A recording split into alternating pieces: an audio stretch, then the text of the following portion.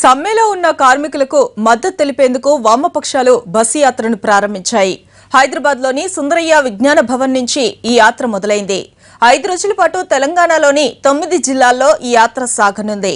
సమ్మెలో ఉన్న గ్రామ పంచాయతీ, మున్సిపల్, గ్రామీణ అభివృద్ధి శాఖ సిబ్బంది, కార్మికులకు సంఘీభావం తెలపడమే ఈ బస్సు యాత్ర లక్ష్యమన్న వామపక్ష నేతలు రాజకీయాలు చేయడం తమకు రాదని చెప్పారు.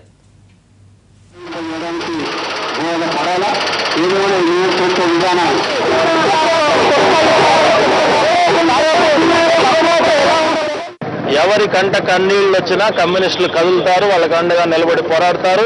ఈ రోజున రాష్ట్ర వ్యాప్తంగా కార్మిక సమస్యలు ముందుకు వచ్చాయి కాబట్టి ఈ సమస్యలపైన బస్సు యాత్ర జరుగుతోంది. ఎప్పుడు ఏ సమస్య ముందుకు వచ్చినా సరే వాళ్ళకి అండగా కమ్యూనిస్టులు ఉంటారు. వాళ్ళ వామపక్ష పార్టీలు ఏమాత్రం రాజకీయం చేయడం, ఇందులో స్వార్థం లేదు. వాళ్ళు అధికారం కోసం మాటలు చెప్తారు, చేతలు వేరు మాటలు వేరు. కానీ వామపక్ష పార్టీలకు అవసరం లేదు.